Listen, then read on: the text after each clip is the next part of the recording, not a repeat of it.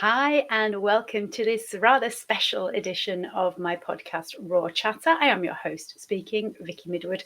I'm a health coach, I am a nutritionist, I am a fitness instructor, and I am somebody who is celebrating 19 years of sobriety this bank holiday weekend. Yes, it's a bank holiday here in the UK, and this is always a poignant one for me, because this is when the universe stepped in with a series of events that I could not have planned, and neither could anybody else, that allowed me to do what I couldn't do for myself, and that was to finally put down booze once and for all. So what I thought I'd do on this podcast episode is I've shared my story on multiple podcasts, other people's and my own. And if you want to find my episodes, it's right back in series 1 of this podcast that I did back in 2020 and actually 2021. So if you look back on Google, or if you look back on Apple Podcasts, and if you look back on Spotify, go right back to series 1, you will find that actually there's a whole, I think there's 3 episodes that go through my story in quite a lot of detail. So I'm not going to repeat it, except to say that I never would have envisaged, when I first landed up in rehab after the bank holiday Monday in 2005, that I would be one of those people sharing that they are 19 years without a drink of alcohol.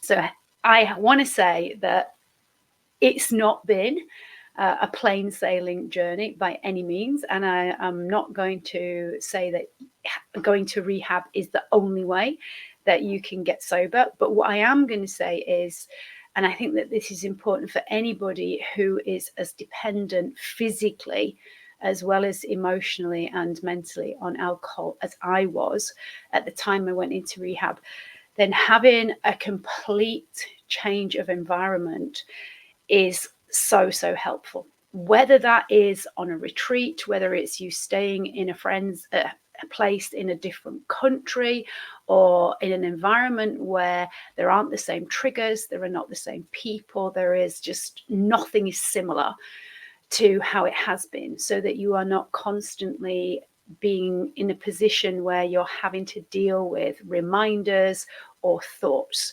of alcohol. And that's the beauty of going into a rehab. You know there's no alcohol available.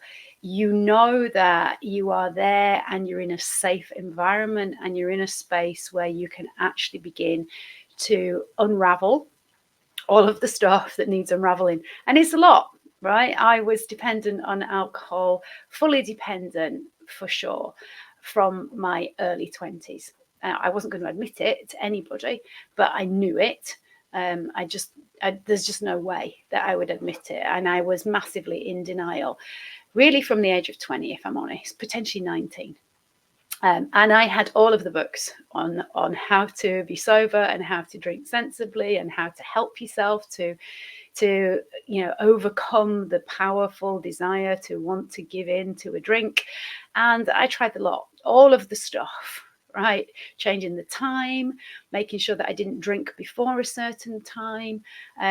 But I would fool other people, and in the process, I was kidding myself and I was fooling myself. The truth was, I knew I had a serious problem, but what I didn't know was how to help myself. And I've shared this multiple times. The situation that occurred on that bank holiday back in 2005 meant that I literally went into alcohol withdrawals.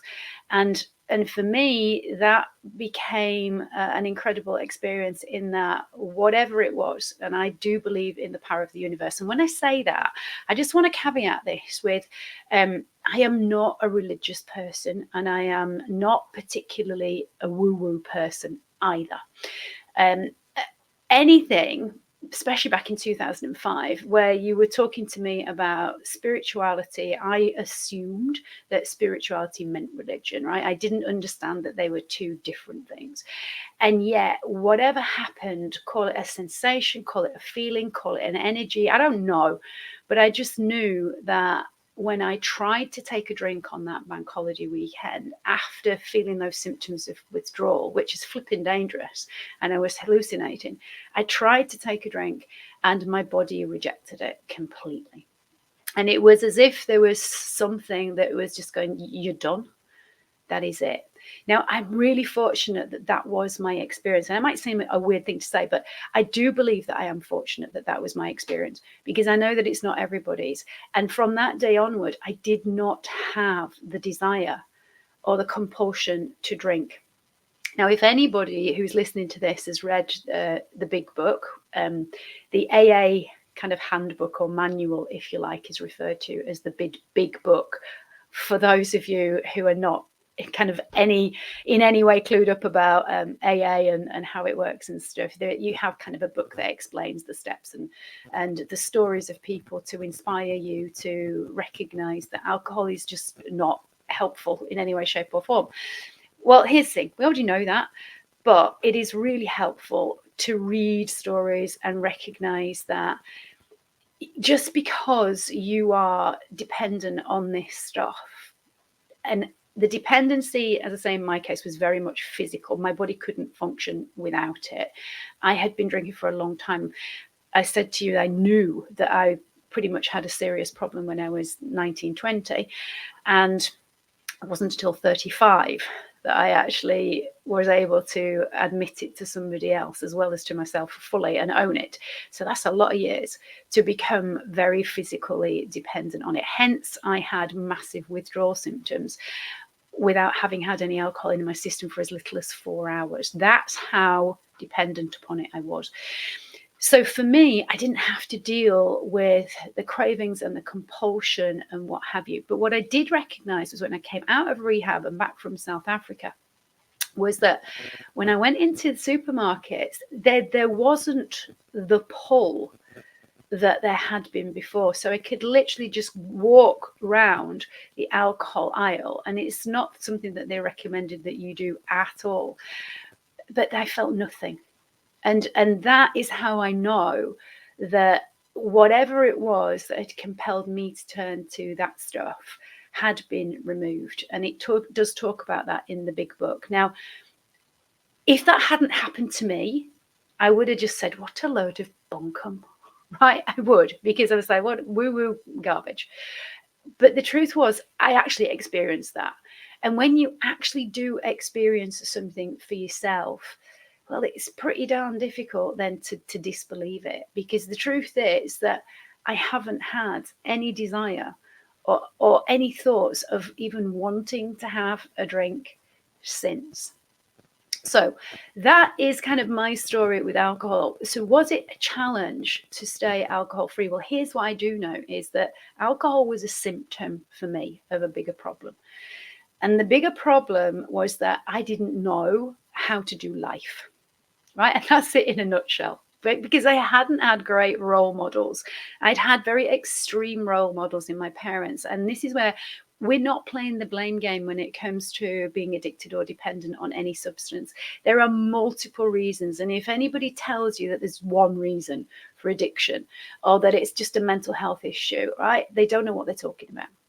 There are multiple factors that will cause us to turn to something that feels like a solution to alleviate the discomfort or to fill up the hole that we are experiencing. And so for me, I needed to look at, how do I actually do this thing called life and feel comfortable and confident in myself, and I'm not in a place where I am consistently feeling inadequate, not good enough, where I'm looking to others to be my role models and they're not necessarily the right people or the right role models that I should be looking to. How do I get rid of this belief that everybody knows better than me and I am a bit dumb and a bit stupid about this stuff, even though the outward version of me was very confident, very cocksure, very arrogant, and very kind of grandiose, that I was better than other people and I knew better. The truth was inside, I didn't think that, and I didn't feel it. It was just bravado. It was an act that I had perfected to be able to hide what I was actually doing with food, how I felt about my body, and to hide the drink. And if anybody is listening who is struggling with this stuff now, we're brilliant at lying. We are excellent liars. But we're not only lying to other people about whether we've eaten, what we've eaten, when we've eaten, whether we've stolen food or taken it out of cupboards, or where the alcohol is hidden, or if we've had a drink. We're just brilliant at lying and looking people in the eye and genuinely telling them what we think they want to hear, which gets us off the hook. But what I want to let you know is the only person you're really fooling is you, because they know. And we don't want to believe that, because we do want to believe that we are bloody brilliant at lying and hiding and covering it up.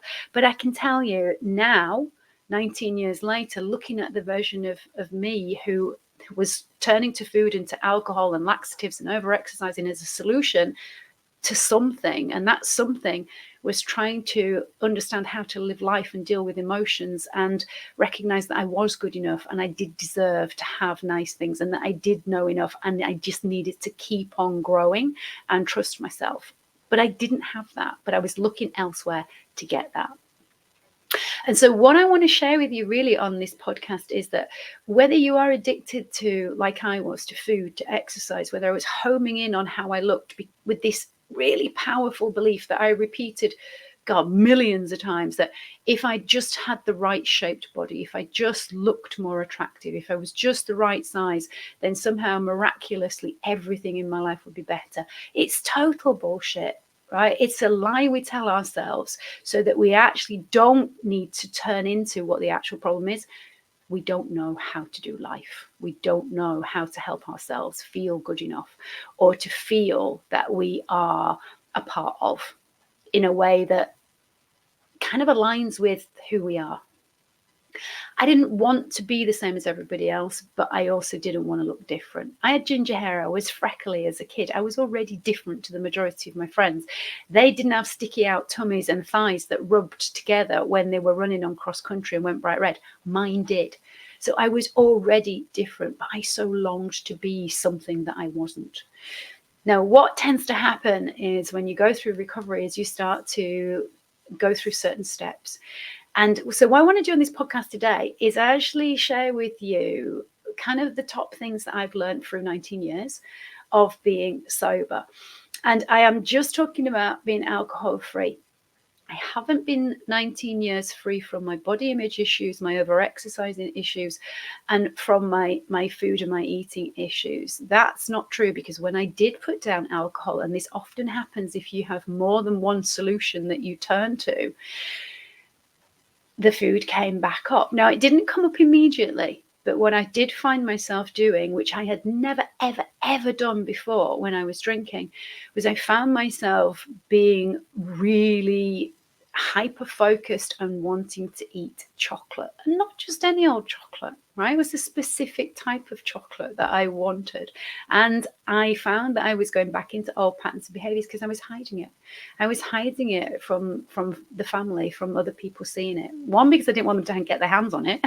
And two, because if I couldn't see it, if it was hidden away in a drawer, I could pretend I wasn't doing it. But the truth was, I was very much addicted to sugar. And when suddenly alcohol has been taken away, then those sugar issues came back up. Now, I'm not going to go into the details of all of the other things that cropped up over time as my stress levels got worse and I was growing my fitness business and learning how to be a home owner and a mum and all of that kind of stuff, as well as run the house, look after my business, grow my business, and support myself without support from family members. It was a challenge. And so a lot of issues came up. But what I want to share with you here is, because I am celebrating today my 19 years of sobriety from alcohol, is the tips, the top things. And I've made it so that it's an acronym of the word freedom. And I think these things are so, so important. Freedom, my freedom programs are the coaching programs that I help people through. So infinite freedom, freedom forever, right, is my main program. It's my signature program. And to get to that, we've got to unleash the idea of getting free in the first place. And that is the program that I have for people who are not physically dependent like I was, but have created a massive habit around what they do with food and how they think about it and alcohol. And so this is what I'm going to share with you here now. It's an acronym for freedom, and I'll put it in the show notes so that you can actually read it. So don't worry about pen and paper and trying to remember it. But the first thing, the F in freedom, you need to focus on what is important each day. And for me, that means that I start my day in a positive way, and it starts with gratitude always.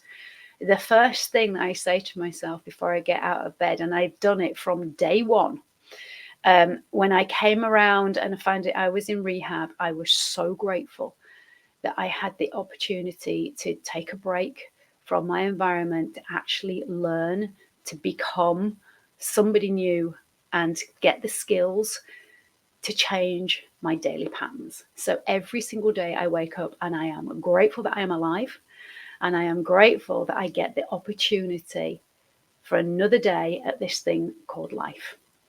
So that is the first thing. Focus on what is the most important thing, and it's being grateful. It's then setting up my day in a positive way. The R in freedom is that I had to learn to be radically honest. First with myself, and then with other people. And that was a challenge, because being radically honest sometimes in the early days was me coming across as being rude. But I had to learn it. It's a skill. When you're not used to communicating in such a way that lets people know what you want or what you don't want, but you don't come across as being entitled or just plain old rude, it's a skill, right? And it's one I didn't get a lot of help in learning how to do. So it was trial and error. And it's one of the key things now that I help my clients to do, because when we can start to be radically honest with what we actually want and what we actually need, with what makes us uncomfortable, with what we do like, it's much easier then to communicate clearly with people. It avoids the very thing that as addicts hate, and that is any kind of contradiction or fight or any kind of situation where we might end up in an argument. We will do anything to stay away from it. And when you learn to communicate with radical honesty in a way that helps both you and the other person to be absolutely clear, so there's no confusion around what is wanted and what is needed, God, it makes life so much easier. But it's not something that happens overnight, and it's something that I had to work on, and I got it wrong a lot of times. Okay, but here's the thing: you can only get better by getting it wrong, because we learn from our mistakes, which is why I always embrace failure. Failure is just feedback. It gives us the opportunity to go, okay, so that didn't work. Let's look at what I did, how I can do it differently, so that next time, potentially it will. The next one, the E, the first E in freedom, this is about exercise, movement, posture, and breathing. In other words, physically connecting to myself every single day in a positive way. So not exercising anymore to burn calories or to earn food, which is what I did when I was in the depth of my eating disorders and bulimia and body dysmorphia. But it's exercising because at 55, I want to be strong. I want to feel healthy. I want my biological and metabolical age to be younger than my actual age in years. So I want to be a 55-year-old, but who's in a body that's running more like a 40 or 35-year-old. That's what I want. And that's why I exercise. I move with intention. So I connect to my body when I'm working out, and therefore I avoid injuries as much as possible because I listen to what it's telling me. Breath work and posture, so important when you are exercising. If you want to move well, if you want to execute a movement and get maximum bang for your buck, you need to have good form and you need to be breathing well. And what I do know is that nose breathing is so important for so many things when it comes to our thinking, the way our brain functions, the way our cells work, everything, right? So nose breathing is crucial, and breathing fully sometimes, and then recognizing that different breath patterns are helpful for different things. So exercising our lung capacity, exercising our threshold, exercising in terms of aerobic capacity, and finding out just what we are capable of. All of those things massively important when it comes to exercise and movement. The next E is to eat for energy. Right. And this is crucial for me because I was eating to try and lose weight and change my shape for decades. Right. And I lost the plot in terms of the nutrient value of food. And I didn't recognize way back then, when I was struggling with this stuff back in the 90s, that food is information, food is nutrition. Food tells the body what to do via the gut. Then the gut tells the brain what chemicals, what messengers, what hormones, what neurotransmitters to release. And so understanding that eating for energy is about knowing how your gut properly functions, how your endocrine system works, the importance of gut microbes on hormones and on our neurotransmitters, because how we eat affects how we feel, and how we feel affects what we do.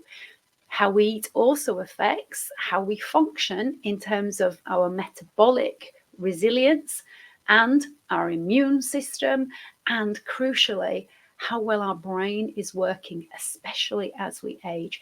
So eating for energy, for focus, for health, instead of eating to change your shape, is such a vital part of the key things that I've learned over 19 years being alcohol free.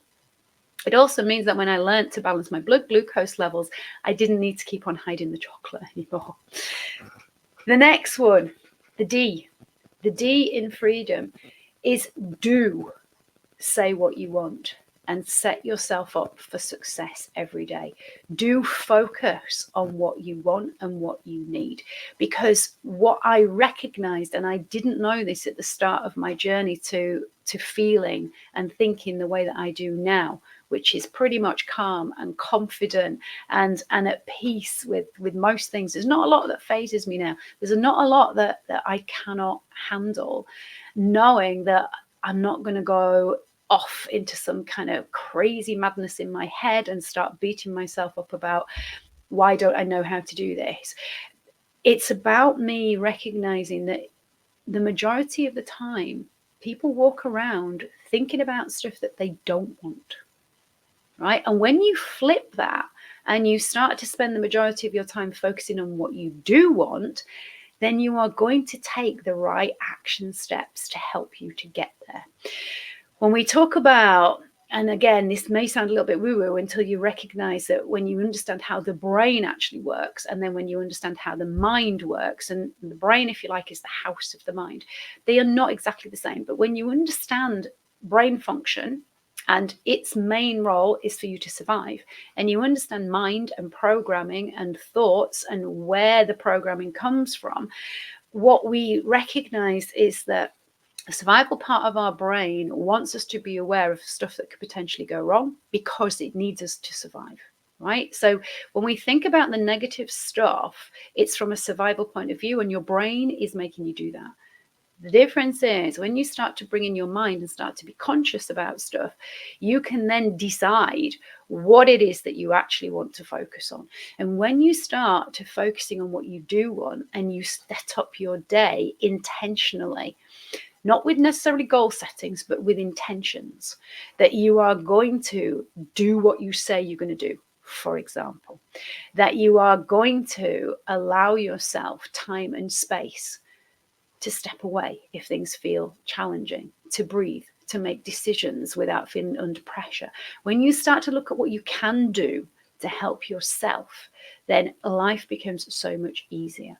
And again, this is something that I include in my programs because it's vital to being able to change how we think and feel, and therefore how we act. So the O is open your mind. Open your mind to what is possible for you. Because here's the thing, none of us really know what we're all capable of until we get ourselves into a situation or an opportunity where we can discover just what is possible. And what I do know is I didn't think that it would be possible for me to be sat here now going, I'm 19 years alcohol free. Because back in 2005, I couldn't even do 19 days. I couldn't even do a day. Never. In fact, I couldn't even do 2 hours. Right? I shared with you that the actual physical withdrawal symptoms kicked in after 4. So I had not been in a position where I wasn't drip feeding my body alcohol for over 7 or 8 years. So it's no wonder that I didn't have a clue about what was possible for me.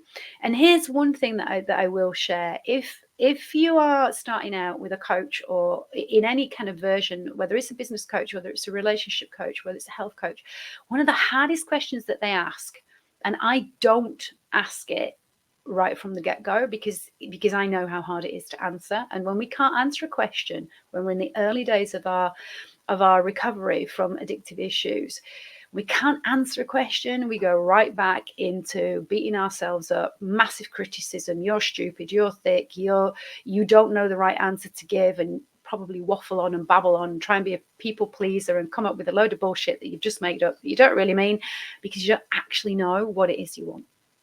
Because you can't see beyond where you're actually at. I had no concept about what I wanted my future to look like. So when somebody said to me in rehab, if you could like picture how you'll be in 5 or 10 years, I couldn't do it. I had no clue because all I knew was what I'd had for the last 35 years, right? And so I didn't have any idea. I'm not a person who's great at making up visuals from a blank canvas. I'm not an artist. I'm not very good at drawing, right? If I have a picture of something that I've already seen, I can embellish on that and I can make it kind of mine, if you like. But I really struggle in visualizing anything from out of nothing.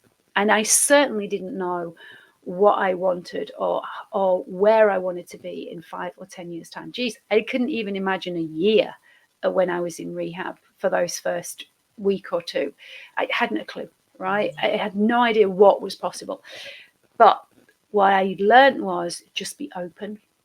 Just be open-minded to opportunities. Listen, observe, watch, connect with other people, listen to what they're talking to. And the key thing to take away from that is not from a comparison point of view, not trying to mimic them, not trying to copy them, not believing either that they know everything and that they're doing everything right, but just being open.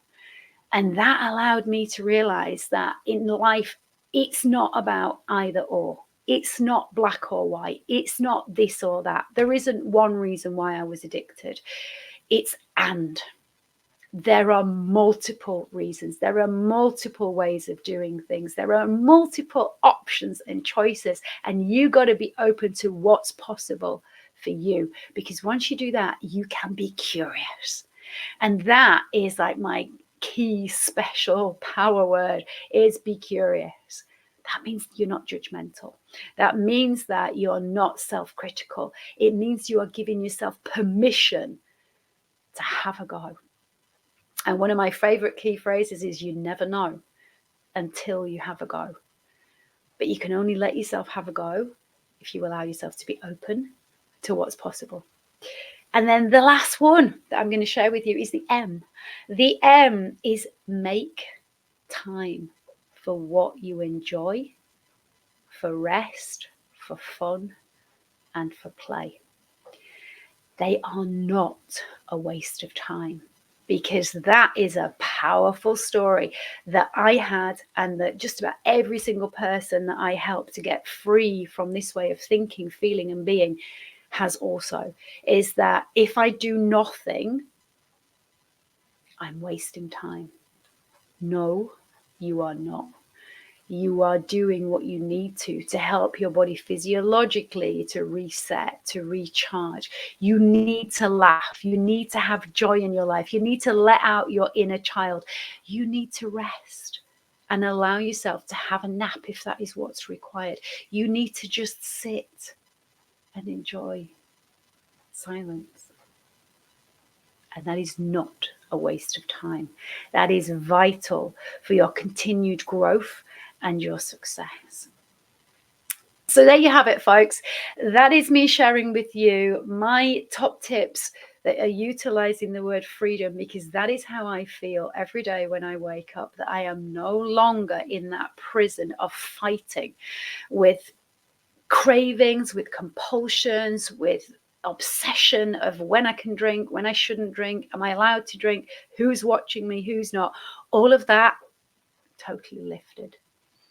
And I am not special and different. I'm just a kid from a town in the north, right? The daughter of a greengrocer who became a very successful businessman, and a mom who was an amazing human being, but had health issues that she didn't know how to manage very well. I'm just a normal person. But what I have done is I've created a way of living and being that I had to fathom out for myself, because the help was not there when I needed it. When I came out of rehab, what was available to me was AA, pretty much, or some kind of therapy, talking therapy, and I didn't gel with that. So I had to create what I wanted, and that's why I got into coaching. And what I realized that very early on, when I read a book called How to Become Your Own Life Coach, that it was basically exactly the same as the 12 steps of AA. And this is why I realized there is no one way of doing things. And if AA works for you, and it works for a lot of people because it's a community and you don't feel you're the only one who's struggling, then it's fantastic. And I did go to AA every week, multiple times a week at the start of my recovery process for 2 years, until I recognized it was no longer helpful. And actually, I didn't want to be talking about it and standing up there and saying, my name's Vicky and I'm an alcoholic, because I was no longer, I was recovered. And there was a bit of politics around me saying I am a recovered alcoholic. A lot of them didn't like it, and therefore I knew that I was out of alignment with that process, and that part of my journey was done. And that's okay, because in those 2 years, I sponsored a lot of people. I helped them to go through the steps of AA, and that was my part done. And so I'm grateful to AA, but I'm also grateful that I stepped away when I did. I also know that there are so many other opportunities now of group programs where you can get the support. And a group support is very, very important, I do believe. But sometimes that's just not possible. And sometimes if you're a person who really just genuinely feels uncomfortable in that atmosphere, then one-to-one stuff is obviously going to be better. My point is, there wasn't anything out there that looked at the biochemistry of why I was addicted, that looked at my past, that looked at my gut function, that looked at my health history, that looked at my thinking, that looked at helping me to understand the difference between brain and mind, that looked at my genetics and my hormones and my blood sugar balance and all of that good stuff. So I decided to do it all myself. And that is why I created the Infinite Freedom Program, because it has all of the puzzle pieces, not just a few of them. You need to reconnect your body to your mind. You need to understand how your brain works and the difference between brain set and mindset. You need to understand and connect to your own body's needs and wants, because they are not the same as the person next door's, or even the same person in the family, your brother, your sister, your aunt, your uncle, your mum, your dad. We are not the same. We are individuals. You also crucially need to learn how to communicate clearly, get that radical honesty, and get curious about what is possible for you, because when you do those things, you can have freedom. Is it easier to do it with somebody guiding you? Yes, absolutely. Is it flipping faster? Yes. I know this stuff now, but it took me a long time to learn the skills and to realize what worked and what didn't. But that is why now I have created a program that I know works and it can help. So if you want to know more about what I do or how you can start your journey to getting free, then please do check out my website. The details are below. I've got a free workshop that is running on June the 11th, and I would love you to come, because if you attend live, there's a free gift for you. But also, you can see that this is me. I am genuine. The stuff that I go through and that I share with you is important. I've shared some of it here. But if you want to know a little bit more, jump onto that workshop, and you can always connect with me on socials. So if you have enjoyed what you've heard, please do give this a like. If you haven't subscribed to my channel yet, please do. And if this content has not been for you, but you think it's going to be helpful to somebody that you know, please do share the link with them, because my mission above everything is to help people to recognize they're not flawed, they're not broken, they're not beyond help. You can have calm, confidence, and freedom. You can like the body that you're in. You can look and feel good. But there are steps that you have to take, and you need to take the right steps for you in the right order to be successful. And that is what I help you to do. So on this bank holiday Monday in the UK, I'm going to wish you a great rest of your week, whatever you're up to. And I will look forward to seeing you again soon on next week's podcast, where I have a guest showing up. You're going to like the next one. Thanks a lot. Take care. Bye-bye.